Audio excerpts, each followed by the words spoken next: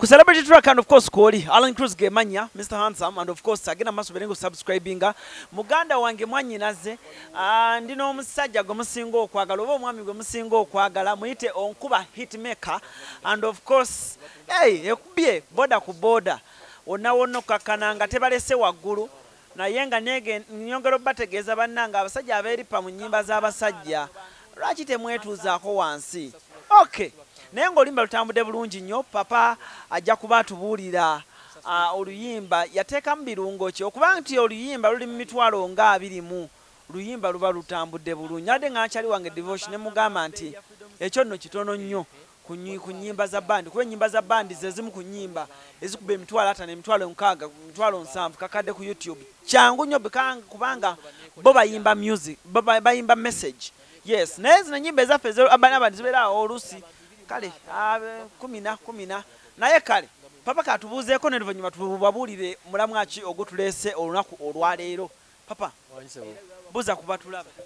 bannange abatulaba mbalamusizza nnyo abalaba the most handsome boy talina nno mukazi tunoonya mukyala papa nina nina nga tomutulaga njamukulaga ggwe si walwatu kale alina bajjako nkuba enkokola alina balamusizza mwenaba papa abantu sooka bebaze oluyimba lw'onkuba lutambudde bulungi because of those ones watching you n'abateekamu akasente kaabwe kuba omuntu agulayo kaddata bambi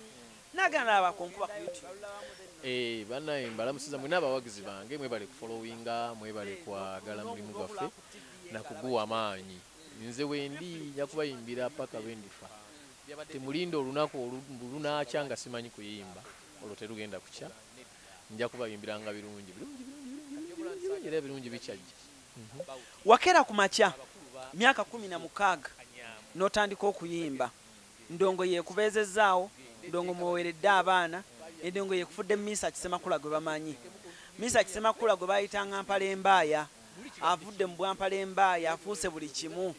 alabiridde maama we alabiridde baganda be batoobe bakulu be ayambye family ng'ayita mu ndongo omusajja akedde ku makya amaze okusoma atikkiddwa mu ofiisi ebitabo bimujjudde ku mutwe asazeewo agamba nti Mesearch okuyimba eno bawagizi bange Mesearch olina osooka n'okwata oluyimba olwo n'ogenda n'osooka n'olutwalayo n'alutunulamu n'okomawo n'ogenda n'oluyimba bw'omala oluyimbamu n'oluzaayo n'alukebera abakulu be tumanyi nga abaali badde ba stakeholders one of the stakeholders abaali badde ekyokulabirako abakulu nga omukulu Uncle Benon Kibuuka omukulu Senkubuge Siasa nalabyeko videos omu nga bagamba amateeka geetaagibwa ebyaddala papa Mesearch Ssemakula oyina music wakujje ne wakutuusiza and of course biprovingibwa na bino bye tulabako ebintu nga passport n'ebintu ebirala by'osobodde okuba ng'okola etteeka lino nga papa sooka tumenyeremu kyabadde kitya waliwulidde ota lyakutuuse ddi lyakugudde ddi mu matu okusookera ddala olunaku lwaleero ndi musanyufu nnyo olw'ensonga nti naddala nga tuli ku tteeka eryo leero minisita honorable Nabakooba amiitinze n'abamu ku bakulembeze baffe mu industry eno eya creative arts ne bamunnyonnyola ensonga zaffe etteeka ne bali suspendinga until further notice nejjo wabaddewo meeting era nga eri wamu abakulembeze baffe okuva mu UMA n'abalala domains zonna ez'enjawulo unioni ne babanga ki aba National Cultural Forum bonna babaddeyo ne bateesa ne speaker ne bamunnyonnyola ebizibu bye tuyitamu naye ekirungi bamusanze nga ebimu adde abigoberera ne bamugamba kunaga bwekityo bwe kiri ti akikola mu bukyamu era ne tumaliriza nga naye agambye agenda tusuulirawo tawulo amateeka gasobola okudda ffe nga argument yaffe eri nti tetugaana teriiwo bantu wabeera nga tewali mateeka gagobererwa naye gabeere nga gali mulungamu nga teganyigiriza bunyigiriza naye gano gakolebwa nga galimu embeera ng'ebadde etunyigiriza etugoba bugobi mu mirimu okitegedde so nga ffe tugamba nti kakati bwemuba mukola amateeka agaffe muyite ffe ba stakeholders abamanyi ebizibu bya art abamanyi ebizibu bye tuyiseemu byonna tujje tubeerewo nga amateeka gakolebwa oba tusindike ba representatives abategeera ebizibu byaffe okitegedde baleeta amagezi babannyonnyole bwe bajja batuuza tukole tutya bwetyo tujja kuvaamu n'amateeka amalungi agatufevalinga okitegedde so ng'ekyo kye tusaba neebaza nnyo nti sipiika yawuliriza n'agamba agenda nakusala amagezi atulobingire tufune ministry tuleme kubanga tuli bwe tutyo leero tuli mu gender luli tuli mu culture tunaba tuli ngo wa trade atuclaiminga okitegedde kati tubeere nga tulina we tuli nga bw'owulira nti nno ba sports okitegedde kati ffe kyova olaba nga olumu olaba ebintu nga tutagala onaayogera kubanga tetulina we tuwaaba okitegedde tetulina kati nga aba sports bwe kyova olaba nga aba sports tobawulira n'ebizibu balina gye bawaaba balina omuntu aliwo nga waabwe neffe tetulina tewali abitegeera waliwo omukulu omu twagendayo ne tumugambako emabegako emyaka egiyise nga era tulwana ebya corporate ebyo tumugamba nti bantu bayiye ennyimba zaffe bazicupula ba pirates bacupula ennyimba zaffe tusaba kutuyamba twempawalinge corporate nga mulabye bakola batya kati walufulumya nga bakola batya nga balusalamu kopi mfunye amagezi mubakolera ekintu eki temufulumya nnyimba ezo tulabe gye banaazijja yagamba atya temuzifulumya nga takyogera nti nno akudaala naye nga tamanyi okitegedde nga takola ki temufulumya nnyimba ezo ffe nno tusaba tufune ministry tusaba batwempowalingire copyright law tusaba abantu babeere sensitized copyright law kyeki abantu abamu buli boogera copyright law bo balaba muyimbi bagamba ebyo bikwata ku muyimbi nedda mukwano whoever does ekintu ekiri intellectual properties ziri under copyright law okitegedde oyinza okuba design yo ya jacket na biki wakola design yo copyright law olugwa mu copyright law waliwo gwe baŋŋambye embalala ali eyatunda sidi za mama Brighton neneewuunya kati tokiraba ali ku kamotoka mbw akeera ku makya n'abayitaayitamu kati oyo tokiraba akubba era divoshi mbadde sinamugamba omusajja bankubidde essimu abantu nga bambuuza owaayo sidi za mama Brighton ffeno nga tetuziina akamotoka kampiseeko oyo akubba naye olw'okuba nti abantu tebamanyi tteeka lya copyright osobola omusanga ate nakkuba byo byowulira nti omubbi agoba nnyini bintu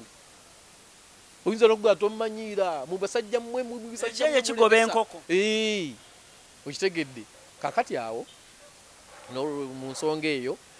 nsaba okwebaza minisita wetweyanziza neneebaza n'abantu bonna buli alina kyakoze ekiri positive mwebale nnyo abagezezaako okulobinga okufuna meetings ezo n'abakulu abagezezaako okunoonya neebaza nnyo abawuma umbrella yaffe abayimbi nti abakulembeze baffe bagezezaako nnyo ne petitions nezikolebwa netuzisayininga netukola bugundi artworks netubuteeka ku profile pictures zaffe okulaga obutali bumativu bwaffe. Thank you so much. Abayimbi nyongera okubagamba nti bwe tuba n'eddoboozi erimu tugenda kuwangula buli kintu kyonna kyonna ekitukola ki ekirala kyempakanyaamu guno mulanga gugenda eri buli muntu bannange abantu ba artists ffenna tuleme kuba nti bwe tufuna ekintu nga kino ekituchallenginga ate mu kifo ky'okukwataganira awamu tukirwanyise ate tuleke tudda mu kwesonga mu ngalo nakutandika kwerangira bino tebigasa kati ate wa opponent amaanyi ffe buli tubeera nga tetukwatagana nga twevuma oli ayisaawo ekikyenga kikola ki nga kiyitawo eno si kweblaminga tulekera awo mbasaba n'abakadde bange be nalabye balabika banyiizeemu buli omu yanyiigiddemu munne mbasaba obusungu bubaawo naye bataata baffe bamaama baffe mbasaba tuve mu kamera kubanga ffe mwe mimuli gyaffe ffe mwe betugoberera era byonna byetukola mwe mwabitutendeka byowulira nti Ssemakula alina empisa nze mwe mwabintendeka mbadde nsaba mbadde nsaba bwabaawo ekisobye mudde ebbali mwekanga bakadde baffe kiggwe tukijje mu kamera mbasaba kamera ebalabisizza nnyo bannange nedda tukijje mu kamera olw'ekitiibwa kya industry yaffe kubanga mwe bakadde baffe mwe betufrontinga maaso ffe ne tugoberera so mbadde nsaba ani yasobyaki ani yakola munneki mbasaba I'm here calling for a ceasefire nkimanyi mumpita mutabani manyi mbagala nnyo nammwe munjagala nnyo ate I respect you so much mbasaba papa minisita Nabakoba we yabadde ayogera alina akantu ke yataddewo n'agamba Mesearch yaŋŋambako ku nsonga ezo meeting yammwe gye wanyumyako ko naye ensonga wazirambika otya okuba nti tutuuse ne ku nsonga ngero nga tulaba ebibala nga bino ebivudde njagala kumwebaza kuba bagamba kyonyumya n'omukulu tolina kukisaasaanya naye ekirungi ebibala biibyo nze njala kubeebaza tugende mu maaso mutwagale naffe tubaagale njagala kubajjukiza nze ngamba nnyo abantu taata wange tabangako mudongo taata wange yali auditor mu Apollo Hotel Sheraton nga bagiyita Apollo Hotel nga ali eyo auditor ali eyo ali mu bitabo teyamanyako nti agenda kuzaala mudongo kati essaawa eno oyinza okuba oli honorable essaawa eno oyinza okuba nga oli somewhere mu office somewhere ng'olabanga bino ebyaffe ebyekifala oba bitalina makulu naye omwana we nkyagenda kubeera mudongo muzukulu we nkyagenda kubeera mudongo ate Mesearch buli lwenkola show gwe manya buli lwengenda okukola show abantu 250 bafuna ekyokulya mbuuza ntya ngenda nemba ku stage mbeerako n'abaana 14 abakuba ebidongo kati bala nti buli mwana ali ku stage okwo anoonyeza abantu 2 ekyokulya abo bali bameka 14 times 3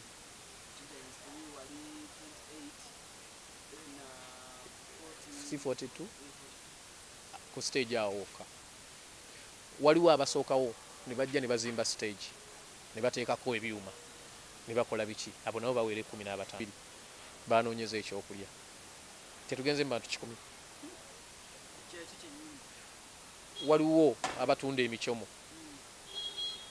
bwe mba ngenza okukola abantu batunda emicomo abantu batunda chapati abantu batunda kabalagala abantu batunda soda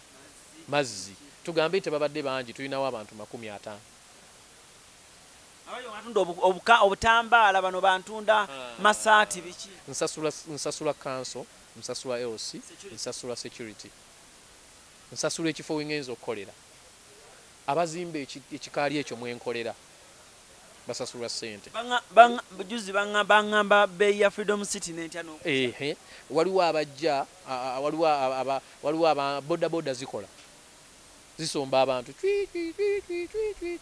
waliwo bano baneekolera gyange okitegedde baneekolera gyange bonna abeerawo ogenda okugatta ng'abantu 250 bafunye ekyokulya kuba Mesearch yakoze show nga mwe muli sengaawo mwe muli mwannyoko gwe tomanyi era bwe baba bakubatulugunya Mesearch oyinza ga bapankapanka kumbe lwemba ngenze ekijja bwemi sengaawo afuna ekyokulya so kati mbadde nsaba ekintu kino tubeere wamu tukwatagane wamu nammwe aba media this time mbeebaza tutambulidde mu layini emu era ndowooza mulaba ekivuddemu papa ekibuzo kyange kisema nga tumaliza interview eno njagala ba ministers ab'enjawulo abakulu abali eyo abatamanyi industry yaffe eno gye tutambuliramu briefly munnyonnyole kuba baali bagamba musimanyi oluyimba ogendayo ne balulabamu then noza oluyimba luva lutya okuba oluyimba then n'omuntu okulaba ku TV ye ng'alaba kiwedde briefly olwokuba nti n'ebintu ebyo byabadde tebikola ensonga lwaki tubadde tugezaako okugaana ogaana nedda kati kyobula nti saagala kwogera bingi about it nti abakulu bakkiriza okukakanyaamu okitegedde tugende mu peace talks tugende etteeka baliyiteyo parliament eriddemu naffe tuteekemu contribution yaffe ekintu kibeere kirungi luli kibadde kibi nnyo era byonna bibadde byogere bibadde nze omu ku bantu abasinga obutaba bamenyi b'amateeka naye ku luno nalaba ng'etteeka ligenda okunkwata nga ndabirira ngenda kusibwa nga simanyi bwe ngenda kukikola naye tubeebaza nnyo mwebale kutuwuliriza katusabe bibeere positive bive mu bulungi Yano gye bayita celebrity track tetulina gwe tutasobola tuuka tetulina gwe tutasobola tuukako yo papa Mesearch Ssemakula akunnyonnyodde ensonga zonna matovu ku kamera kwali bulungi nnyo and of course agenze wali eri wansi ku papas avuddeyo n'oluwombo lw'embuzi amaze okulya bulungi nnyo era shots zibadde clear nnyo for now njagala ate mbeere nga mwebaza nti abaddewo ebbanga lino baddange musubscribinge tunaatera okuweza abasubscribers 10,000 for now njagala okubeera nga mbeerekeza Alan Cruz ku Facebook Alan Cruz ku Instagram Alan Cruz official oba nfuna bulungi nnyo otherwise for now tutaddeyo video ya Brighton empya mugendeeyo devotional olwokya ina ebintu byonna we proudly sponsored by Achibinge Coffee Achibinge Coffee ke coffee akaliko blood bw'oba tonnanywa ku kibinge nga tonnanywa ku kibinge blood tomanyi kyoliko genda okanoonyeeko bwe bali bulungi nnyo otherwise for now we out so bulungi mwera